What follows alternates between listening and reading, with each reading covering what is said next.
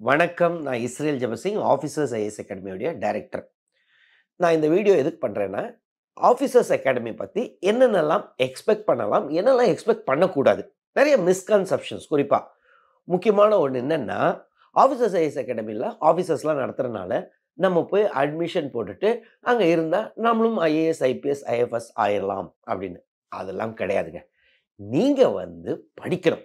இது இப்ப ஆஃபீசர்ஸ் அகாடமிய பொறுத்தவரைக்கும், நீங்க போணும்னு நெனைக்கிற பாதை, அதாவது பிரிலிம்ஸு, மெயின்ஸு, இன்டர்வியூ அதெல்லாம் கிளியர் பண்ணி, ஒரு ஐஏஎஸ்ஸோ, ஐபிஎஸ்ஸோ, ஐஎஃப்எஸ்ஸோ ஆகணுன்றத, அந்த பாதைய நாங்க ஏற்கனவே சக்சஸ்ஃபுல்லா பண்ணியிருக்கோம். So we know that path. அந்த வழி தெரியும்.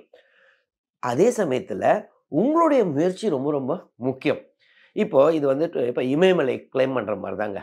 பிரிலிம்ஸு, மெயின்ஸு, இன்டர்வியூ கடைசில மவுண்ட் எவரெஸ்ட்ல போய் சேர்ற மாரி. ஸோ ஒவ்வொரு ஸ்டேஜ்லயும் என்ன பண்ணணும்? என்ன பண்ணக்கூடாது? எத அவாய்ட் பண்ணணும்? எதுக்கு இம்பார்ட்டன்ஸ் குடுக்கணும்? ஸோ இதெல்லாம் நாங்க ஏற்கனவே சக்சஸ்ஃபுல்லா போனனால அந்த பாதை தெரியும். அதே சமயத்துல நீங்க கிளைம் பண்ணணும்ல கூட. ஸோ உங்களுடைய ரோல் ரொம்ப ரொம்ப ரொம்ப முக்கியமானது. ஸோ நான் இந்த வீடியோல என்னெல்லாம் நீங்க எக்ஸ்பெக்ட் பண்ணலாம்? என்னெல்லாம் எக்ஸ்பெக்ட் பண்ணக்கூடாது? அத பத்தி இந்த வீடியோல நான் சொல்லலாம்னு நெனச்சேன். முதல்ல நீங்க உள்ள வரும்போது, ஆஃபீசர்ஸ் அகாடமிக்கு உள்ள வரும்போது, ஏதாவது தெரிஞ்சுட்டு வரணுமா?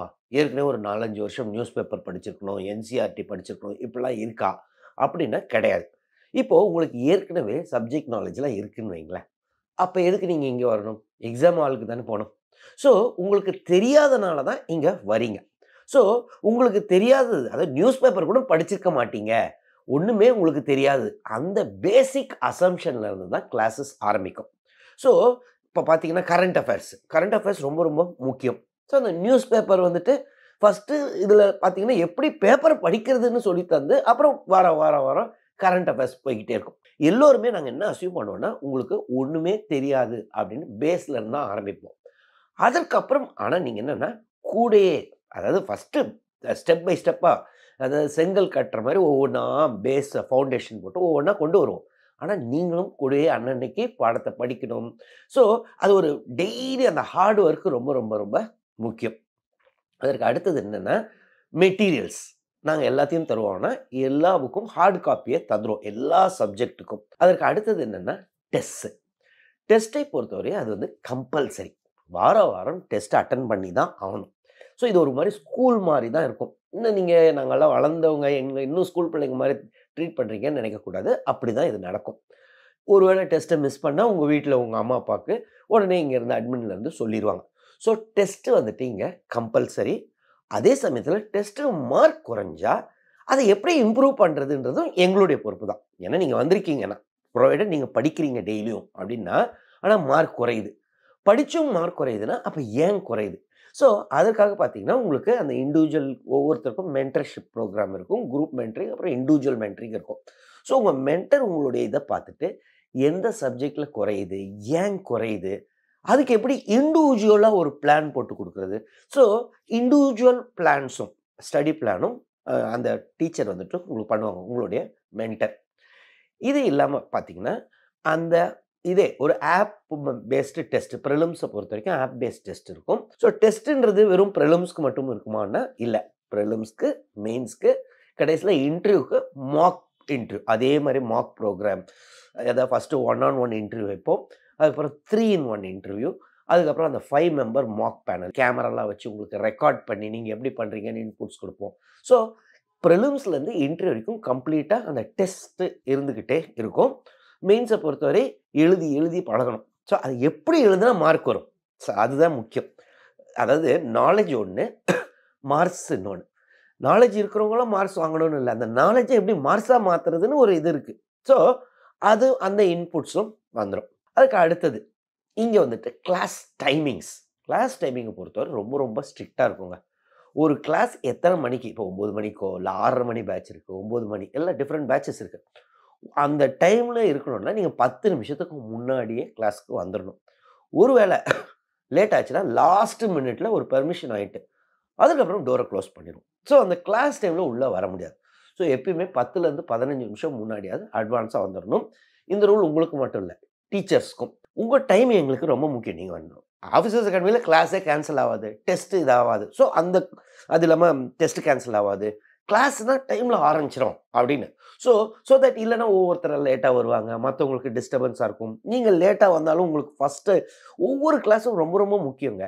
அது புரியல, அந்த பேசிக்லேருந்து போகும்போது புரியலன்னு வைங்களேன், நீங்கள் ஒரு 10 நிமிஷம் லேட்டாக வந்தீங்கன்னா அந்த 10 நிமிஷம் கண்டென்ட் மிஸ் பண்ணுறீங்க. ஸோ அதனால் அதில் ரொம்பவே ஸ்ட்ரிக்டாக இருப்போம். அதுக்கு அடுத்தது லீவ்லாம் கிடைக்குமா? லீவை பொறுத்தவரை கிடைக்காது. ஒரே ஒரு டைமில் தான் லீவ் இருக்கும். அது எப்போன்னா தீபாவளி டைமில் ஒரு 5 நாள் பிளாக் லீவ் இது பண்ணுவோம். ஊருக்கு போயிட்டு வரவங்க போயிட்டு வந்துக்கலாம். மற்றபடி எல்லா நாளும் கிளாஸு உண்டு. 2015 சென்னை ஃப்ளட் அப்போ கூட நாங்கள் கிளாஸை கேன்சல் பண்ணல. ஒருவேளை ஒரு சில ஸ்டூடெண்ட்ஸால் வர முடியாமல் இருந்திருக்கும்ல. ஸோ அவங்களுக்குலாம் தனியாக ஒரு ஸ்பெஷல் கிளாஸ் வச்சுட்டோம். இப்போ 2023 டிசம்பரில் சென்னை ஃப்ளட் இருந்துச்சு. அப்போ கூட கிளாஸை கேன்சல் பண்ணல. என்ன பண்ணிட்டோம்னா, அப்போ அன்னைக்கு ஸ்டூடெண்ட்ஸால் வர முடியலன்றதுக்காக இந்த வாட்டி ரொம்ப ஒஸ்ட்டாக இருந்தனால அன்னைக்கும் கிளாஸ் இருந்துச்சு. ஆனால் அன்னைக்கு கிளாஸை நான் தான் எடுத்தேன். எல்லா பேட்சுக்கும் காமனாக ஆன்லைனு. யாரெல்லாம் வர முடிஞ்சோ அவங்க உட்காந்துருந்தாங்க. ஆஃப்லைனு ஸ்டூடெண்ட்ஸு, வர முடியாதவங்களுக்கு ஆன்லைனு. ஒருவேளை அன்றைக்கி அவங்களுக்கு நெட்டு கனெக்ஷன் இல்லைன்னு கரண்ட்லாம் இல்லாமல் அடுத்த நாள் அவங்களால இது பண்ண முடியும். அதுக்கப்புறம் டவுட் கிளியரிங் செஷன். ஸோ இந்த மாதிரி ஒரு கிளாஸையும் நாங்கள் கேன்சல் பண்ணுற அந்த மாதிரி வாய்ப்பே கிடையாது. கிளாஸஸ்லாம் ரெகுலராக நடக்கும். ஒருவேளை உங்களால் வர முடியலன்னு வைங்களேன், ஒரு கிளாஸ் உங்களால் மிஸ், எல்லாமே ஆஃப்லைன் கிளாஸை பொறுத்த வரைக்கும் சொல்கிறேன். திடீர்னு அன்றைக்கி ஏதோ உங்களுக்கு ஜுரம் வந்துடுது, இல்லை ஏதோ ஒரு பிரச்சனை அப்படின்னு என்ன பண்ணுறதுன்னா, அப்போ நீங்கள் என்னென்னா உடனே சிஇஓ வந்த உடனே சிஇஓவை பார்த்தீங்கன்னா உங்களுக்கு ஆல்டர்னேட் கிளாஸ் அரேஞ்ச் பண்ணி கொடுத்துருவாங்க. ஸோ மனுஷனே ஏதாவது திடீர்னு உடம்பு சரியில்லாமல் போகும். ஸோ அந்த டைமில் உங்களுக்கு சிஇஓ சார் பார்த்துட்டிங்கன்னா ஆல்டர்னேட் மிஸ் பண்ண கிளாஸ்க்கு ஆல்டர்னேட் இது அரேஞ்ச் பண்ணி தந்துடுவாங்க. அதுக்கு அடுத்தது நிறைய பேரண்ட்ஸ்க்கு குறிப்பாக, ஐயோ நம்ம பையனை அனுப்புகிறோம், பொண்ணை அனுப்புகிறோம், ஃபஸ்ட்டு அங்கே போயிட்டு திடீர்னு ஒரு ஜுரம் வந்துருச்சுன்னா, உடம்பு சரியில்லாமல் ஆச்சுன்னா, ஸோ அதை பொறுத்தவரை நீங்கள் கவலையே பட வேணாம். ஏன்னா இங்கே வந்துட்டு ஒரு இன்ஹவுஸ் டாக்டர் இருப்பாங்க, ஒரு சீனியர் லேடி டாக்டரு. அந்த மேடம் டாக்டர் மேடம் பார்த்தீங்கன்னா ஷீல் டேக்கர். அவங்க ஜிஹெச் ஹாஸ்பிட்டலில் வேலை பார்க்குறவங்க. அவங்கள பொறுத்தவரை அது மாதிரி அதுக்காக டாக்டர் ஃபீஸ்லாம் நீங்கள் தர தேவையில்ல. ஸ்டூடெண்ட்ஸ்கிட்டலாம் வாங்க மாட்டோம் அந்த டாக்டர் ஃபீஸ்லாம். அதெல்லாம் அகாடமி பார்த்துக்கும். ஸோ நீங்கள் அதை நினைச்சலாம் கவலைப்பட வேணாம். ஒன்றும் இல்லை, எல்லாம் சேஃபாக தான் இருப்பாங்க. ஒருவேளை திடீர்னு ஒரு ஜுரம் வந்துச்சோ எதுனாலும் இன்ஹவுஸ் டாக்டர்ஸ் இருக்கிறாங்க. அதற்கு அடுத்தது நிறைய பேருக்கு இந்த டவுட்டு, நீங்களாம் இன்னும் ஐஏஎஸ்ஸாக வேலை பார்க்குறீங்களா அப்படின்னு. அப்படி வேலை பார்த்தா இங்கே இருக்க முடியாது, அது லீகலி ராங். ஸோ நாங்கள்லாம் ஃபுல் டைம் இங்கே இருக்கிறது. ஸோ அந்த டவுட்ஸ்லாம் வச்சுக்காதீங்க. இப்போ உங்களுக்கு ஏதோ கிளாஸில் டவுட்ஸ் இருந்துச்சுன்னா, டவுட்ஸ் எப்படி கிளாரிஃபை பண்ணுவாங்கன்னா, ஒவ்வொரு கிளாஸ்லேயும் நீங்களே நடுவில் கிளாஸ் போயிட்டு இருக்கும்போதே டவுட் இருந்துச்சுன்னா கையை தூக்கி கேட்கலாம், உடனே கிளாரிஃபை பண்ணிடுவாங்க. அது இல்லாமல் நிறைய ஸ்டூடெண்ட்ஸ்க்கு என்ன இருக்கும், கொஞ்சம் ஷையாக ஃபீல் பண்ணுவாங்க கிளாஸில் எல்லோரும் முன்னாடி டவுட் கேட்குறதுக்கு எப்படின்னு. ஸோ அப்போ கிளாஸ் முடிஞ்ச உடனே ஒரு அரை மணி நேரமாவது மினிமம் அந்த ஃபேக்கல்ட்டி இருப்பாங்க. ஒவ்வொரு டீச்சரும் அந்தந்த சப்ஜெக்ட் டீச்சர் கிளாஸை முடிச்சு போகிறதுக்கு முன்னாடி ஒவ்வொரு ஸ்டூடெண்ட்டாக எல்லா ஸ்டூடெண்ட்டோடைய டவுட்டையும் கிளியர் பண்ணிட்டு தான் வெளியில் வருவாங்க. அதுக்கப்புறம் படிக்கும்போது டவுட் வந்துச்சுன்னா, கிளாஸில் டவுட் இல்லை, ஆனால் அந்த பாடத்தை எடுத்து படிக்கும்போது திடீர்னு டவுட் வந்துச்சுன்னா, அப்படின்னா எல்லா டீச்சர்ஸையும் நீங்கள் இது பண்ணலாம். இப்போ நான் என்னுடைய ஒவ்வொருத்தருக்கும் ஒரு ரூம் இருக்கும். ஸோ ஃபேக்கல்ட்டிஸ்க்கு எல்லாருக்குமே அசோசியேட் டைரக்டர், டெப்டி டைரக்டர் எல்லாருக்கும் ரூம் இருக்குது. ஸோ யாருனாலும் எப்போ டவுட் வந்தாலும் உடனடியாக அவங்கள போய் நேராகவே கிளாரிஃபை பண்ணிக்கலாம். எல்லாருமே ரொம்ப ஃப்ரெண்ட்லி, ஆல் ஆர் ஆக்சஸபிள். சரிங்களா? ஸோ அதனால் இது பண்ண வேணாம். இன்னொன்று மெயினாக என்னென்னா, நாங்கள்லாம் ஃபுல் டைம் இருக்கிறோம். ஸோ நிறைய பேருக்கு இந்த மிஸ்கான்செப்ஷன் இருக்கும், இவங்களாம் ஆஃபீஸ் போயிடுவாங்க, கவர்மெண்ட்டில் வேலை பார்க்குறாங்கன்னு. அப்படி வேலை பார்க்க முடியாது. நான்லாம் ரிசைன் பண்ணிட்டேன், ரங்கராஜன் சார் ரிசைன் பண்ணிட்டார். ஸோ இங்கே இருக்கிறவங்கெல்லாம் ஃபுல் டைம் ஃபேக்கல்ட்டிஸ் தான். அதற்கு அடுத்தது என்னென்னா, கேன்டீன் பிரேக்ஃபாஸ்ட்டோ லஞ்சோ டின்னரோ எல்லாமே அவைலபிள் கேன்டீனில். ஆனால் பிரேக்ஃபாஸ்ட் லஞ்சு டின்னர்லாம் நீங்கள் தான் பே பண்ணணும். அதுக்கு அடுத்தது ஹாஸ்டல்ஸ். ஹாஸ்டலை பொறுத்தவரை ஆஃபீஸர்ஸ் அகாடமியில் நாங்கள் ஹாஸ்டல் நடத்தலைங்க. அதே சமயத்தில் ஆஃபீஸர்ஸ் அகாடமிலேருந்து ஒரு 2-3 நிமிஷம் 5 நிமிஷத்துலேயே நிறைய ஹாஸ்டல்ஸ் இருக்குது. செப்பரேட் பாய்ஸ் ஹாஸ்டல்ஸ் இருக்குது, கேர்ள்ஸ் ஹாஸ்டல்ஸ் இருக்குது. ஸோ நம்ம இங்கே அகாடமி வந்தால் நம்ம அட்மின் ஸ்டாஃபே கூட்டிகிட்டு போய் உங்களை காமிப்பாங்க அந்த ஹாஸ்டல்ஸ்லாம். ஸோ வேணுன்றவங்க உங்களுக்கு எந்த ஹாஸ்டல் எது இருக்கோ விருப்பமோ அதில் சேர்ந்துக்கலாம். ஆனால் நாங்கள் ஹாஸ்டலை ரன் பண்ணல. ஹாஸ்டலில் எந்த பிரச்சனையும் வராது. ஒருவேளை சாப்பாடு கொஞ்சம் டிலே இந்த மாதிரினா உடனடியாக நீங்கள் நம்ம அகாடமியில் சொன்னால் ஒன்று ஹாஸ்டலில் பேசிடுவாங்க. ஆனால் ஏற்கனவே நம்ம அட்மின் டீம் போய் ஒவ்வொருத்த செக் பண்ணிவிட்டு தான் அதை தான் ரெக்கமெண்டும் பண்ணுவாங்க. ஸோ ஹாஸ்டல்ஸ்லாம் நல்லதாக இருக்கும். ஸோ இந்த வீடியோ மூலமாக நான் இந்த ஆஃபீசர்ஸ் அகாடமி பத்தி இன்னென்னலாம் நிறைய மிஸ்கன்செப்ஷன் இருக்கும். ஸோ இதெல்லாம் கிளாரிட்டி குடுத்துறலாம். ஒரு ஸ்டூடண்ட் வந்தா அவங்க என்னெல்லாம் எக்ஸ்பெக்ட் பண்ணலாம், என்னெல்லாம் எக்ஸ்பெக்ட் பண்ணக்கூடாது. ஆஃபீசர்ஸ் அகாடமி சைட்ல இருந்து நாங்க என்ன எக்ஸ்பெக்ட் பண்றோம். ஸோ ஒரு ஸ்டூடண்ட் கிட்ட இருந்து. ஸோ அதுக்காக தான் இந்த வீடியோ நான் ஒரு வீடியோ ரெக்கார்ட் பண்ணலான்னு யோசிச்சேன். இந்த வீடியோ மூலமா உங்களுக்கு எல்லாம் கிளியரா ஆயிருக்கும். ஸோ நன்றி.